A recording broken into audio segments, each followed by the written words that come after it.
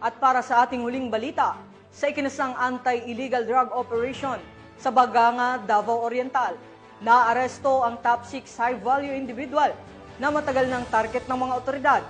Nasamsam mula sa kanya ang hinihinalang shabu at isang submachine gun, mga ebidensyang magpapatibay sa mabigat na kasong kanyang kakaharapin sa kamay ng batas.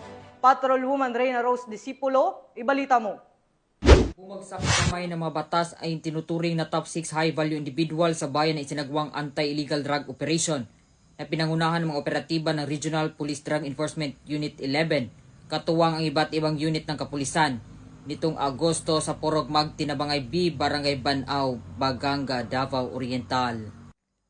Ayon kay Police Major Maynard D. Pascual ng Regional Police Drug Enforcement Unit 11, kinilala ang sospek na si alias Ricky, 45 anyos at residente ng Purok Mansanitas, Barangay Kinablangan, Baganga, Davao Oriental.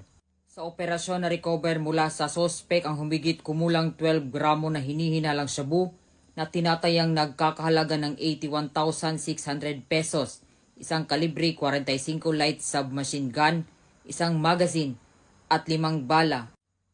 Bukod pa rito, nakumpiska rin ang isang cellphone na pinaniniwala ang ginagamit sa transaksyon, buy-bus money na isang 1,000 bill at ilang lalagyan gaya ng pouch at bag kung saan isinilid ang mga ebidensya. Salukuyang nasa kustodiya ng Baganga Municipal Police Station ang sospek at ang mga nakumpiskang ebidensya habang inihahanda ang kasong paglabag sa Section 5 at 11 ng Republic Act 9165 o Comprehensive Dangerous Drugs Act of 2002 at paglabag sa Republic Act 10591 o Comprehensive Firearm and Ammunition Regulation Act. Patuloy ang pinaigting na kampanya ng mga otoridad laban sa iligal na droga at iligal na armas sa rehiyon upang mapanatili ang katahimikan at kaayusan sa mga komunidad. Ito sa Police Regional Office 11, ako ang inyong PNN correspondent, Patrolwoman Reyna Rose Disipulo, alagad ng batas, tagataguyod ng balitang pulis.